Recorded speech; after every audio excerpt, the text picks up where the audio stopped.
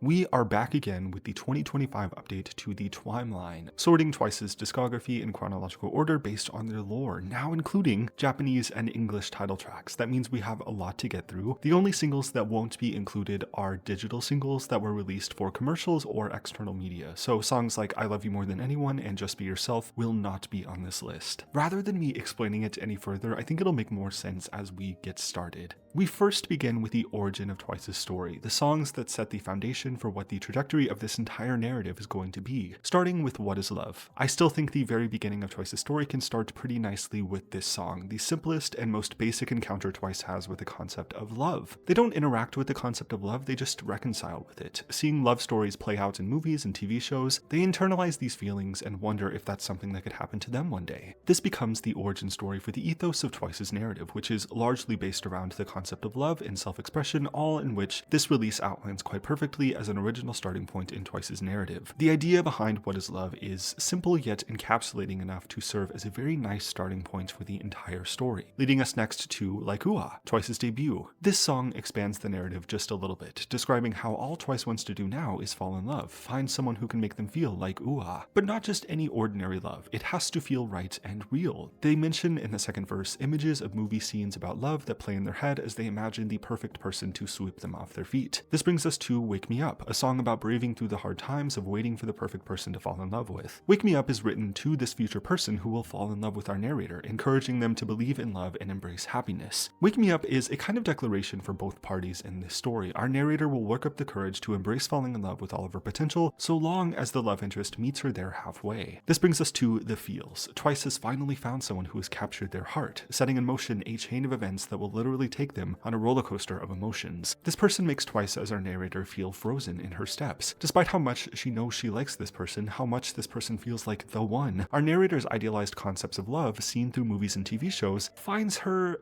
a little ill-equipped to be able to handle romantic attraction in real life. Like lightning that has shot her through the heart, she is presented with a whole host of new problems and emotions that stand in the way of this potential love story. This brings us to what can be called the signal era. Now that Twice has found someone who can make them say ooh-ah, our narrator needs to begin thinking about how she can tell this person about her feelings. This will start with obviously Signal, a song that sees Twice trying to send some kind of message to let the love interest know her intentions, but her efforts aren't exactly working at the moment. It seems this love interest isn't picking up on or reciprocating her signals, and in the process of trying to send this first signal, we've stumbled upon a quite serious problem. We get a little more context as we progress onto Likey, where Twice explains that the word like is so common, not enough to describe how she's actually feeling about this person. Maybe it isn't love just yet, but the way this person makes our narrator feel is quite literally debilitating in a social context. Heartshaker then develops these mixed feelings even further. We see our narrator genuinely stuck in her own head about how she should approach telling the love interest about her feelings. She's constantly second-guessing herself, worried that she'll ruin her chances by saying the wrong thing or even saying the right thing but in an awkward way. She can't bring herself to express these emotions with words, which leads us to the events of the Twice coaster. Both TT and Cheer Up happen at the same time as our narrator is seriously struggling being able to properly express how she feels. Both songs speak to how honestly scared she feels about the love interest knowing about these emotions, as she herself can't even begin to really explain the way she feels. It seems our narrator's problem here is that she can't be honest with this person, whether she feels embarrassed by these emotions, afraid of rejection, and or something else. She really can't do or say anything in this moment. Demoralized by overwhelming fear and uncertainty, our narrator is stuck at quite an emotional standstill. Knock Knock sees our narrator admitting to herself that it's simply just hard for her to explain or express how she truly feels. She wishes the love interest would take the first step, quote, knocking on her heart to be able to open it up, but obviously, things are never that easy. The issues our narrator has with self-expression have to be resolved from within. And so it is time to do something about these emotions, starting by working through them. We enter what can be called the confession era, starting with Happy Happy, a song that catalogs the moments our narrator works up the courage to simply just be around the love interest and talk to them. After taking these first small steps, interacting with the love interest in normal conversation, Twice finds a little bit of resolve in the idea that this person is in fact the one. There is no doubt about that after talking with him. While these emotions still very much overwhelm her, she begins to find more stability and resolve by way of actually communicating communicating with this person in some capacity. So we've made some semblance of progress, leading us to one more time. Our narrator explains that she desperately wants to be honest with this person, but has not exactly found the courage just yet. All of their interactions present an opportunity for our narrator to express how she truly feels, but something always feels off. She doesn't feel comfortable just yet, given there are too many uncontrollable variables in this situation. What if this person doesn't feel the same way? What if she says something wrong and ruins her chances altogether? Despite all of this, she knows this person is the one. She continues to meet with and interact with the love interest as much as possible, committing herself to seeing this relationship begin, however or wherever possible. One more time outlines how she continuously feels like the next time they meet together will be the perfect time to confess, but there always seems to be something that discourages her from doing so. Nevertheless, as they continue to meet, a deeper connection is being made. We are steadily making progress. And this brings us to both strategy and bulldozer. It is time to make a game plan. No more waiting around. Both of these songs commit to the idea that our narrator will be the one who is brave enough to confess her feelings first, putting herself out there. Her strategy to entice the love interest will be crafted so well that it'll hit this person like a bulldozer.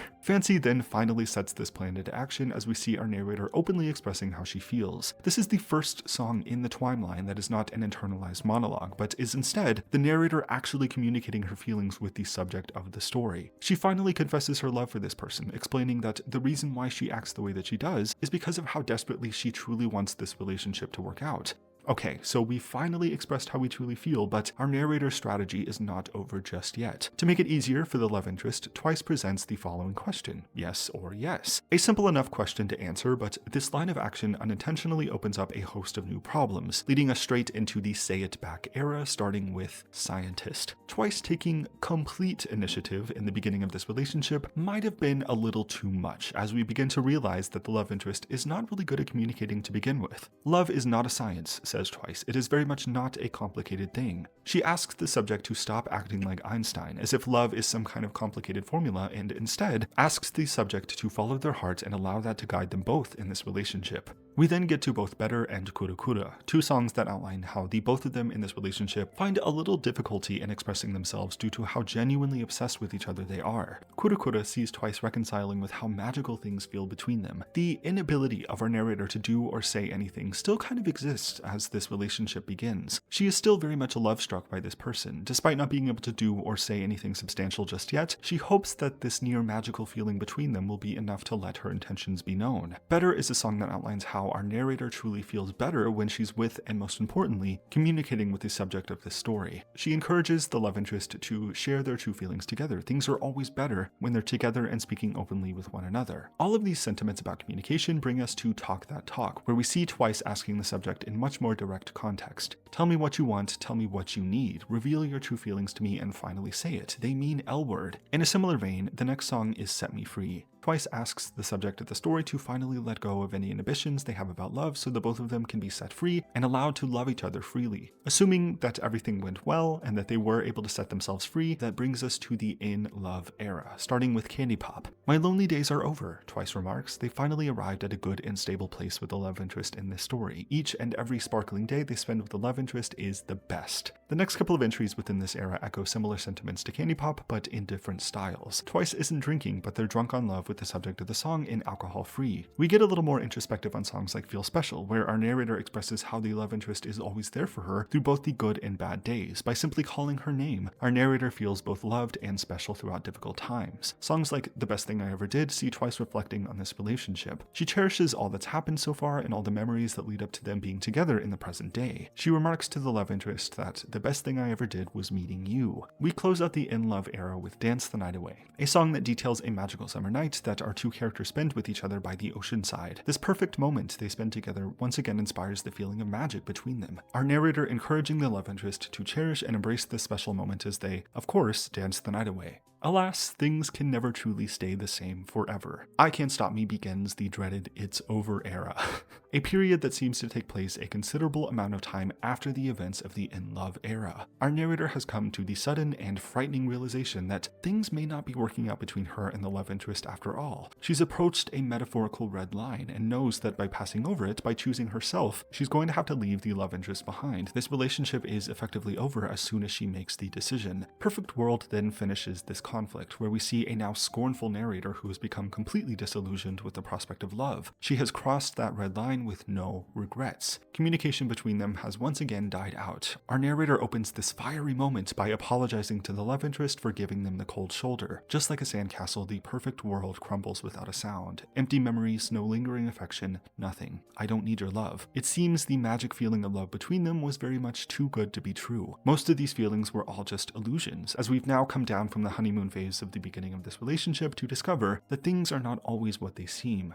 Our narrator has been ruminating over all that's happened between them, and her mind is already made up by the time perfect world begins. Who could have imagined this bitter ending, she asks, just before slamming the door on this relationship shut. The unexpected crash of this relationship lands us in the self-discovery era, where we see our narrator learning how to pick herself back up and reorient herself in the direction of finding her own self-worth. We're left with a shell of a person in some ways. She fell in love at a relatively young age, and her developments of self-expression and self-worth all happened within the context of being in a relationship. Now she's on her own and needs to find out who she is, uninfluenced by anyone or anything else. We begin this era with Fake and True, a song which makes a virtue out of staying true to yourself, and importantly, using your sense of self to identify what's real and what's fake before you. We then get to Breakthrough, our narrator's own personal self-empowerment anthem. The story of me only happens once. No matter what people say, shake it off. I'm going my own way. Until the day I can be proud of myself, I say don't give up. Our narrator has found herself in the aftermath of this relationship and continues on finding her own sense of self in the meantime. Perhaps a year or so later is when we stumble upon Donut, ushering in the reconciliation era. Our narrator explains that the moment she ended this relationship, she was overcome with an overwhelming sense of loneliness. That burden has lessened with time, but time has also revealed that in the middle of our narrator's heart, there is a metaphorical donut hole in the shape of the love interest, implying that despite everything that has happened, there is still a place in our narrator's heart for the relationship that has ended. Maybe with more time still, things could work out after all. Cry for Me continues this idea. Even after all that has happened between them, our narrator can't find a genuine reason to hate the love interest. Whether or not that is just the strong feelings of love and yearning, she isn't quite sure yet, but perhaps there's a possibility that things could actually work out if they both took the time to return to this relationship with new eyes, with a new perspective. Our narrator has made up her mind on all of this by the time we get to More and More. We revisit the original strategy to capture the heart of our love interest once more. You are going to be mine again, says Twice. What makes the strategy so different this time is that they're actually communicating with each other. There's no longer a need to hide emotions or feelings because the both of them truly know each other this time. They've seen and witnessed the best and worst sides of each other. One spark then outlines how it's this newfound sense of honesty and open communication that reignites the fire of this relationship once again. The both of them being there for one another allows the light of their relationship to cast away all the darkness. Hare Hare sees our characters dancing through the night together once again, but with a newfound appreciation for each other. Even when the heart has become overcast with bad weather, they now have the necessary tools to weather through those storms towards sunny days. We unfortunately have to get rid of 9 here to make more room. Fanfare then concludes the actual reconciliation part of the reconciliation period, assuring each other that it's both good and healthy and okay to start over. They walk together towards a new future, much more emotionally mature than the beginning of this relationship. The latter half of the reconciliation period serves as a kind of second act to the in love era. Love songs that are told from a more mature perspective. Dive and Moonlight Sunrise see our characters embracing this relationship once again. Yeah. And then we get to Celebrate, a song which takes an introspective look into the trajectory of this relationship. This song functions kind of like a second fanfare, reminiscing on how they've been able to get through all of the tough moments because they have each other. That alone and the good health of this relationship is something worth celebrating for sure. Finally, we end the reconciliation era and the Twimeline as it stands today with I Got You. The love interest has certainly turned our narrator's world upside down, but she wouldn't want it any other way. As also outlined in Celebrate, our narrator is confident that the both of them will make it through anything because they have each other. And oh my gosh, that is it. The Twimeline as I see it right now with all of their standard releases so far. Let me know what you think about this. If you would change anything or see the trajectory of this story in a different way. Thank you for watching this if you did. Subscribe if you want to, and I will see you next time.